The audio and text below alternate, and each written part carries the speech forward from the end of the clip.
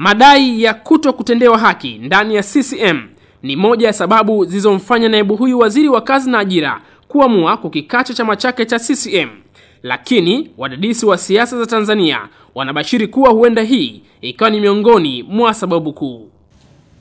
Kwa miaka 10 nimekuwa naibu waziri bila kupanda, bila sababu, huku vijana wadogo ambao hawana uzoefu wakipandishwa kila siku. Wengine wamenikuta kwenye unaibu waziri, wamefika pale, wengine hatukumaliza nao pale miaka miwili, wakawa wameshapandishwa tayari, wamekuwa mawaziri. Mimi ndio naibu waziri wa pekee ambaye nilianza na Mheshimiwa Kikwete mwanzoni mwaka 2006. Kwa hiyo na miaka 10 pale peke yangu ndani ya kambi ile ya naibu mawaziri ambaye sikupandishwa. Watu wanajiuliza, na ndio maana hizi taarifa nazipata.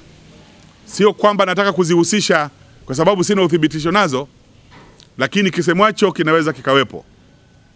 Kwamba, na niliambiwa na kigogo mmoja, na yeye sitamtaja, kwamba wewe uking'ang'ana kuwa karibu na Lowassa hakika hutapanda cheo. Katika mkutano wake na waandishi wa habari nyumbani kwake Dar es Salaam, Dr. Makongoro Mahanga amedai kushindwa kwake kwenye kura za maoni kunatokana na hujuma na upendeleo uliofanywa na uongozi wa CCM wilaya ya Ilala kwa mmoja ya wagombea wa nafasi hiyo. Kawaida ukiingia mwanachama unachaniwa karatasi moja, unakwenda pembeni, unatiki.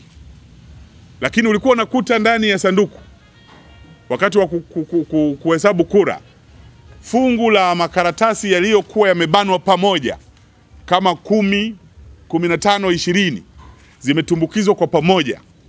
Ina maana kwamba hazikupigwa kura moja moja, na wala haikuingizwa karatasi moja ambayo ilikuwa imepigwa na mtu mmoja.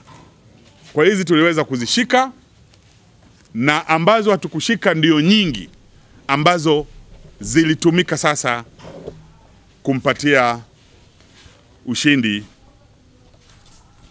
wa bandia ya Bona.